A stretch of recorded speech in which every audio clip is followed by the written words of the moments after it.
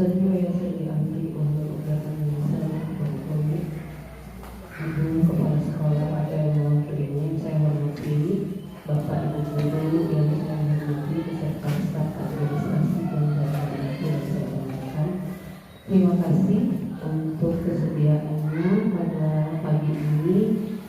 Kita bisa berkumpul di ruang ini untuk sama-sama belajar ya, untuk menyampaikan apa yang telah saya dapatkan di workshop tempoh hari di SLB Negeri mengenai P5 yang dikaitkan dengan literasi dan literasi.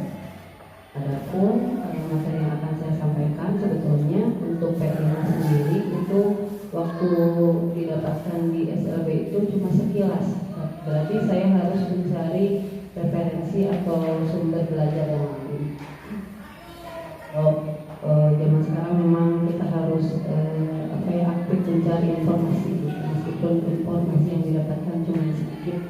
Dan alhamdulillah sekarang saya sudah siap untuk menyampaikan kembali apa yang telah saya dapatkan, apa yang telah diberikan waktu workshop kemarin.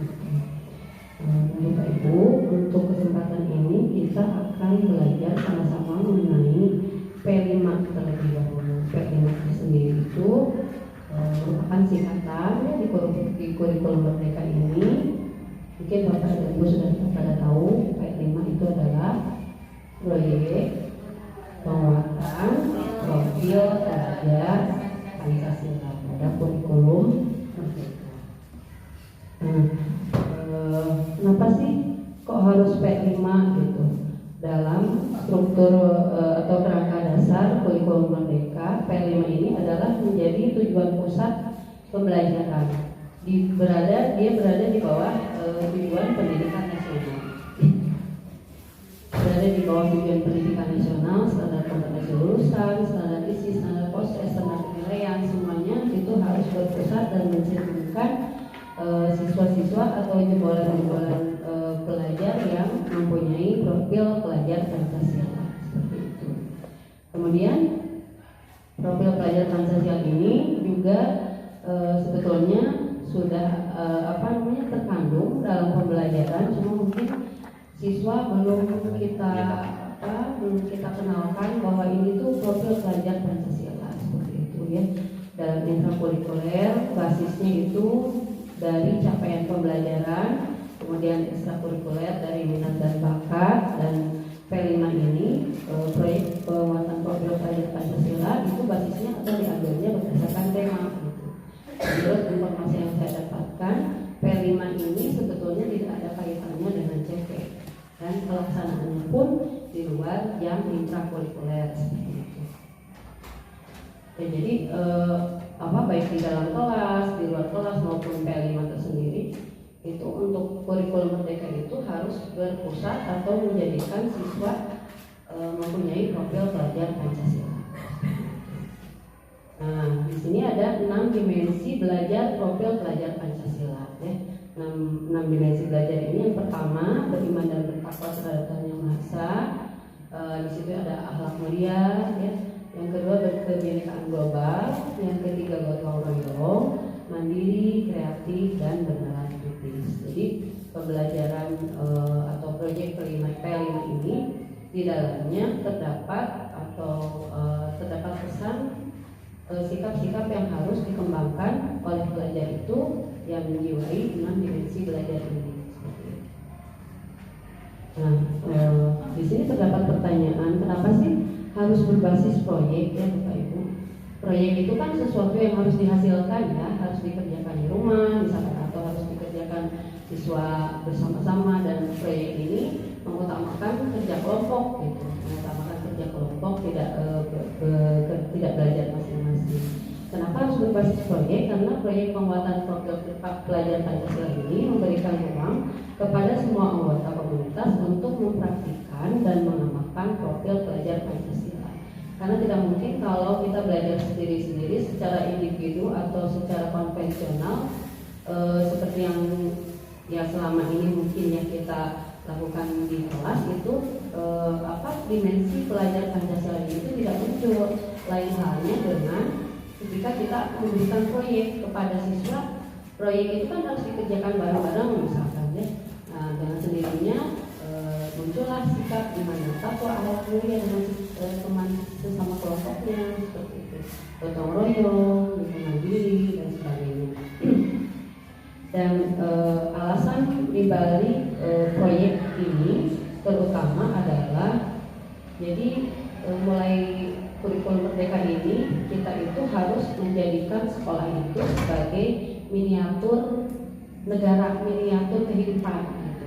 Miniatur kehidupan anak-anak. Kalau selama ini mungkin kita itu sering memberikan pembelajaran itu dalam bentuk materi, konten ya seperti itu, materi-materi yang dijejalkan seperti itu. Tapi untuk P5 ini siswa atau anak-anak itu diajarkan oleh kita itu bahwa mereka itu berada dalam miniatur kehidupan gitu. Ini nanti mungkin lebih dalam kata lainnya ini ilmu aplikatif gitu, ilmu aplikatif yang nanti akan menjadi bekal untuk siswa dalam kehidupan mendatang seperti itu. Misalkan ketika anak di masyarakat nanti setelah terjun di masyarakat nanti akan berinteraksi, maka di sekolah kita ajarkan bersosialisasi ya, bersosialisasi dengan teman sekelompoknya terutama. Terus ketika anak nanti akan memasuki dunia kerja, misalkan ini untuk lulusan yang lebih tinggi SMA seperti itu, maka anak diberikan keterampilan atau skill misalnya yang dikemas lewat kewirausahaan dan sebagainya. Dan ketika anak akan beribadah kepada Tuhannya, bisa juga diberikan bekal berupa pendidikan agama.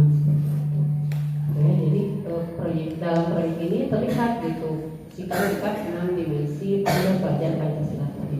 Maka dalam pembelajaran P5 ini diharapkan kita mampu merubah paradigma yang selama ini kita menjejalkan pengetahuan, terus belajar itu cuma sebatas di dalam kelas. Dan P5 ini termasuk pembelajaran sekreatif mungkin, boleh di luar kelas gitu ya.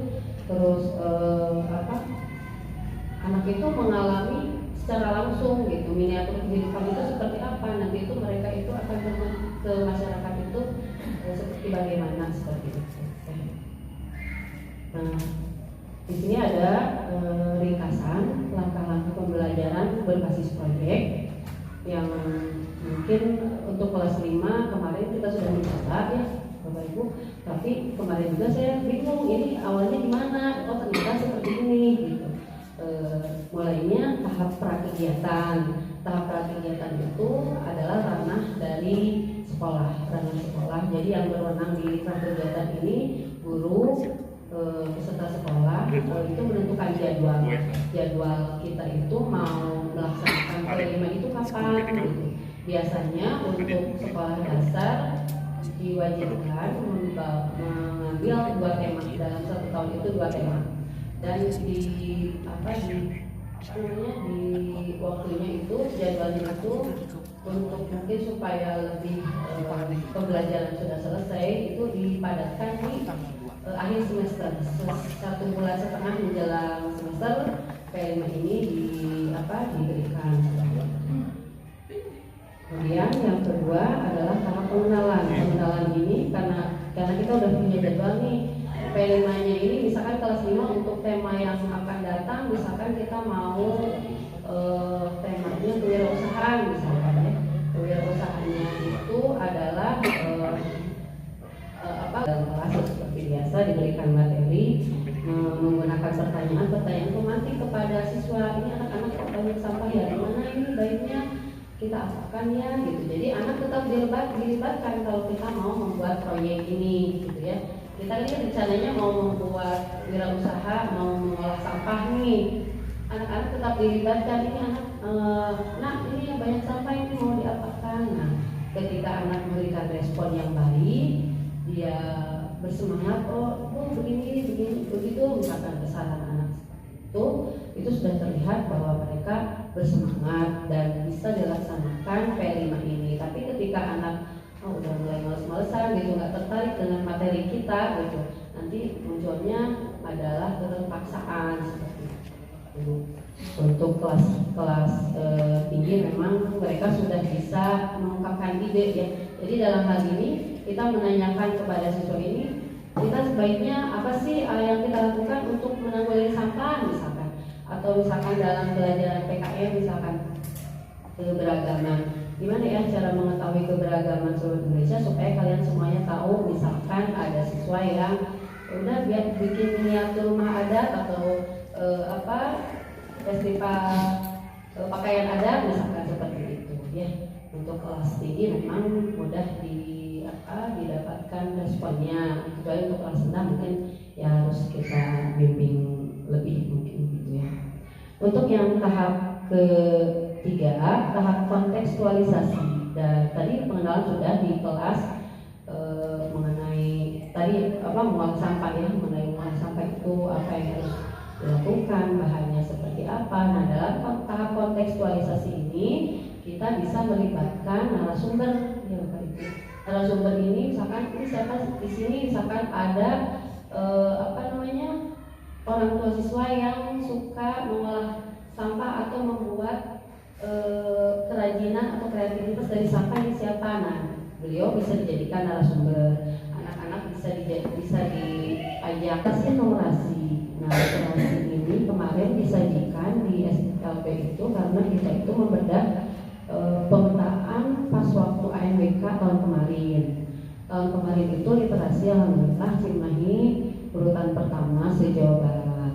Nah, untuk numerasi memang masih urutan ke-7, itu pun poin yang pertamanya, poin urutan yang ke-1-nya itu kalau tidak salah Kota Bandung, itu poinnya masih rendah, masih 50 sekian.